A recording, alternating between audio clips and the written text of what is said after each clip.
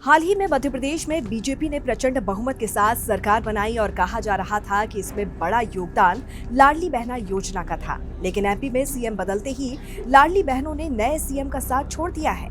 नमस्कार, आप देख रहे हैं जनभावना टाइम्स। आपके साथ मैं हूं अंकिता। मध्य प्रदेश विधानसभा चुनाव में बीजेपी ने प्रचंड जीत हासिल की थी। लाडली बहना योजना का इस जीत में बड़ा रोल था। एमपी विधानसभा चुनाव में बीजेपी ने आधी आबादी पर खास फोकस किया था, लेकिन मध्य प्रदेश में नई सरकार बनते ही लाडली बहनों की संख्या में करीब 2 लाख की कमी आई है और खुलासा मध्य प्रदेश सरकार के आंकड़ों से ही हुआ है। पूर्व मुख्यमंत्री शिवराज सिंह चौहान ने मार्च में लाडली बहना योजना की घोषणा की थी और इस योजना के तहत जून 2023 से लाडली बहनों के खाते में एक हजार रुपए आने की शुरुआत भी हो गई थी। अब नई सरकार का गठन हो गया है। प्रदेश की कमान डॉक्टर मोहन यादव के हाथों में है और नई सरकार में पहली बार 10 जनवरी को लाडली बहनों के खाते में 1250 रुपए आए। लेकिन महिलाओं के खाते में राशि ट्रांसफर होने के बाद प्रदेश कांग्रेस ने बड़ा आरोप लगाया और कहा कि शिवराज सरकार के जाते ही प्रदेश में लाडली बहनों की संख्या 2 लाख कम हो गई है। शिवराज सरकार के समय लाडली बहनों की संख्या 1.31 करोड़ थी और अब 1.29 करोड़ कैसे हो गई। नेता प्रतिपक्ष उमंग सिंघार ने एक्स पर लिखा कि प्रदेश की लाखों लाडली बहनों से झूठ बोलकर वोट ले लिए और अब उन्हीं में से 2 लाख बहनों की छटनी कर दी गई है। जब सितंबर में शिवराज मुख्यमंत्री थे तब लाडली बहनों की संख्या 1.31 करोड़ थी।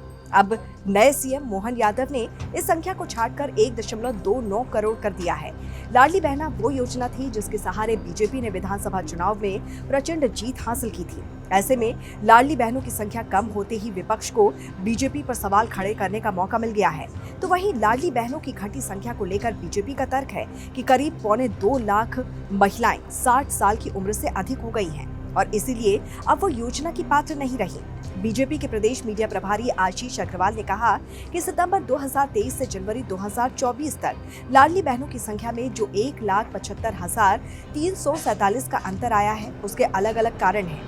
इसमें मृत्यु के कारण 154 बहनें कम हुई हैं, स्वेच्छा से लाभ लेने से इनकार करने के कारण 18,136 बहनें कम हुई हैं, समग्र आईडी आधार लिंक न होने के कारण 804 बहनें कम हुई हैं और 1 जनवरी 2024 को 60 साल की आयु पूरी कर लेने के कारण 1,56,253 बहनें कम हुई हैं। किसी को योजना से बाहर नहीं किया गया है।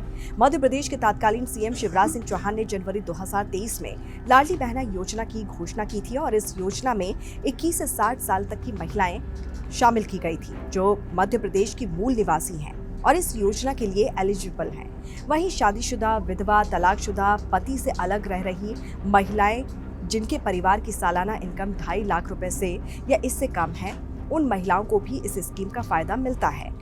मध्य प्रदेश सरकार ने दावा किया था कि इस योजना से महिलाओं की आर्थिक हालात सुधरेंगे। तो इस पर आपकी क्या राय है, जरूर बताइए। जुड़े रहिए जनभावना टाइम्स के साथ। नमस्कार।